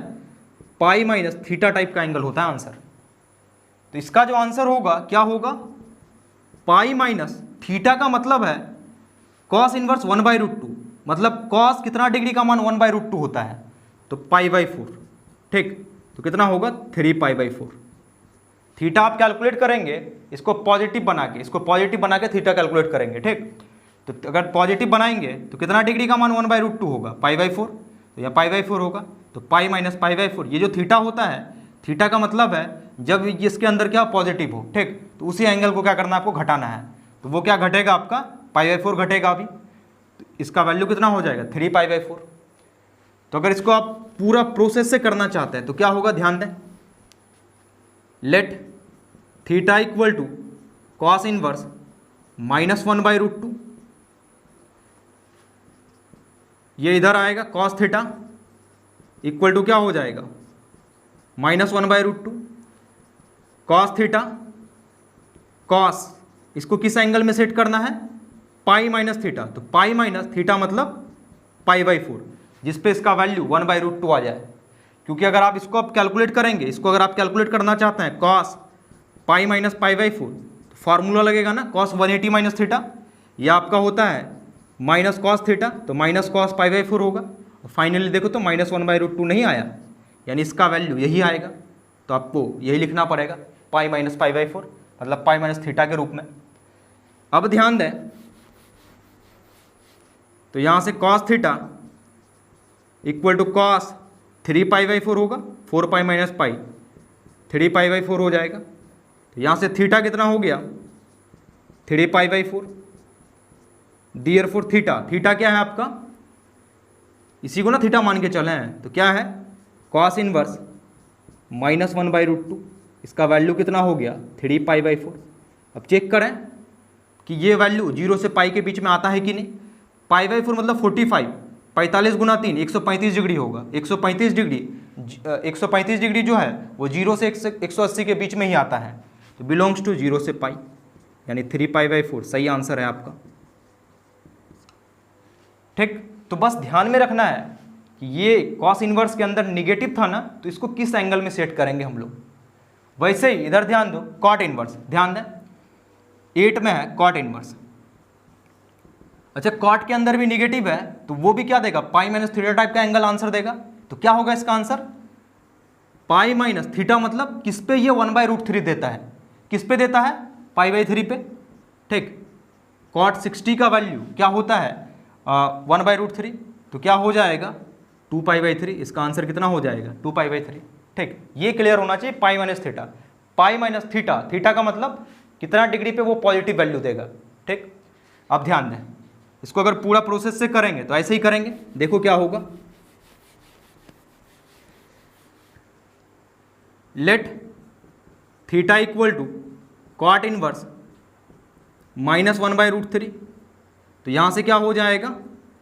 Cot theta equal to -1/√3, cot theta क्या लिखेंगे इसको? कॉट पाई माइनस थीटा में चेंज करेंगे तो पाई माइनस इसको क्या लिखेंगे? π/3। कॉट 60 इसी का वैल्यू 1/√3 होता है। यहाँ से cot theta equal to cot 2π/3 हो जाएगा।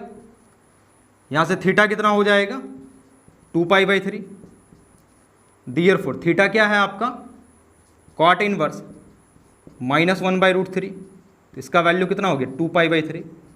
चेक करो 2π/3, इसका आंसर कहाँ से कहाँ आना चाहिए? 0 से पाई के बीच कॉट आंसर देता है, और ये है भी π/3 मतलब 60, 60 × 2 120, 120 डिग्री 0 से 180 डिग्री के बीच ही होगा, यानी ये आंसर सही है, ये 2π/3। ठीक, तो सबसे अच्छा तरीका है ITF के प्रिंसिपल वैल्यू को निकालने का। आप अंदर में वैल्यू देखें पॉजिटिव है कि नेगेटिव। पॉजिटिव होगा तो प्लस थीटा टाइप में सेट करेंगे आप। ठीक, मतलब 0 से π/2 के बीच का एंगल। और अगर निगेटिव है तो किस में negative? Sine inverse, cosec inverse, tan inverse में अगर निगेटिव है तो माइनस थीटा टाइप का एंगल में सेट करेंगे। माइनस थीटा टाइप का एंगल आंसर देगा। कहाँ से कहाँ? -90 डिग्री से 0 के बीच, -π/2 से 0 के बीच। और वैसे ही कॉस इनवर्स, सेक इनवर्स और कॉट इनवर्स में अगर निगेटिव है तो पाई माइनस थीटा टाइप के एंगल में सेट करेंगे। ये आपका होगा π/2 से पाई के बीच, 90 डिग्री से 180 डिग्री के बीच, और इसमें सेट करना आता है पाई माइनस थीटा। थीटा मतलब जब वैल्यू क्या हो, पॉजिटिव हो, उसी एंगल में थीटा रखेंगे आप, ठीक। तो ये होगा। तो सबसे पहले वीडियो को पॉज करके लिख लें, आप वीडियो को पॉज करके पूरा लिख लें। इधर ध्यान देंगे, नेक्स्ट क्वेश्चन है फाइंड द वैल्यू ऑफ, इसका ना वैल्यू निकालना है आपको। देखेंगे इधर, ये भी बहुत आसान क्वेश्चन है, ध्यान दें, और आप ही सोचेंगे क्या होगा। देखें इधर, सॉल्यूशन गिवन दिया हुआ है tan inverse 1 plus cos inverse -1/2 plus sine inverse -1/2, ये दिया हुआ है, इसी का वैल्यू निकालना है। हम लोग जो है सबका वैल्यू रखेंगे। इधर ध्यान दें, अब आप ही बताएंगे tan इनवर्स 1 इसका क्या वैल्यू होगा। ध्यान दें, इधर देखें, ढंग से देखेंगे, 0 π/2 पाई, ये -π/2। अब डायरेक्ट रखेंगे वैल्यू हम लोग। tan इनवर्स 1, tan इनवर्स के अंदर पॉजिटिव, अगर पॉजिटिव है तो 0 से π/2 के बीच फर्स्ट क्वाड्रेंट का एंगल आंसर देगा, ठीक, थीटा टाइप का। अच्छा, फर्स्ट क्वाड्रेंट में tan कितना डिग्री का मान 1 होता है, 0 से π/2 के बीच किस एंगल में 1 देता है tan, π/4, तो इसका वैल्यू क्या होगा, π/4 हो जाएगा इसका वैल्यू। प्लस, तो plus cos inverse, cos inverse के अंदर निगेटिव है, अगर कॉस इनवर्स के अंदर निगेटिव है तो वो जो आंसर देगा वो यहाँ का आंसर देगा, यानी पाई माइनस थीटा टाइप का एंगल आंसर देगा।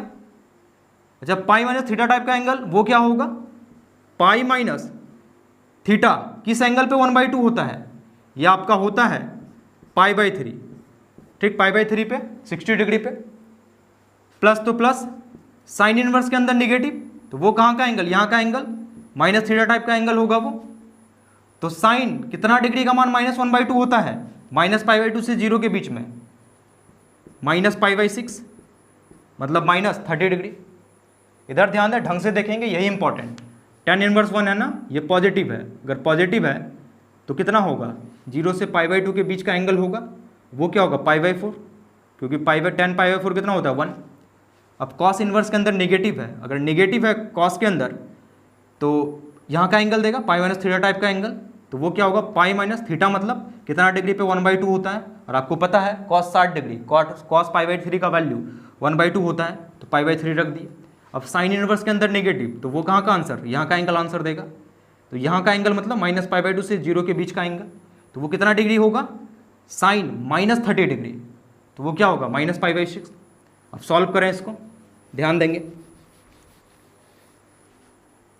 ये हो जाएगा π/4 प्लस यहाँ हो जाएगा 2π/3, यहाँ हो जाएगा -π/6, एलसीएम 12, तो कितना हो जाएगा 3π, यहाँ 4 तो 8π, और यहाँ कितना हो जाएगा 2π, 11 9π/12 कटेगा 3, यहाँ 4 तो 3π/4, यही इसका क्या हो जाएगा, आंसर हो जाएगा। तो यहाँ पे जो वैल्यू रखे हैं ना, इसको कैसे रखे हैं ये इंपॉर्टेंट, ये आपको ढंग से समझ में आना चाहिए। और पूरा लेक्चर इसी को समझे हम लोग कि कैसे कैसे क्या क्या होता है, पूरा समझने पे बात किए हैं, तो ये आपको ढंग से समझ में आया होगा। आज के वीडियो को हम लोग यहीं तक रखते हैं, ठीक, इसके आगे अगले दिन बात करेंगे। देखो आज का क्लास बहुत इंपॉर्टेंट था, अगर आप पूरे वीडियो को ढंग से देखें हैं और इससे पिछला वीडियो वो भी अगर आप ढंग से देखें, पिछला देखेंगे तभी आज का लेक्चर को आप रिलेट कर पाएंगे। पूरा समझने पे बात किए हैं, कोई भी रटने वाला चीज़ नहीं, या डायरेक्ट कोई भी वैल्यू नहीं रखे हैं हम लोग, डायरेक्ट कोई चीज़ नहीं रखे हैं। तो समझ में आया सब कुछ। तो आज के वीडियो में इतना ही, मिलते हैं हम लोग अपने अगले वीडियो में। Thank you.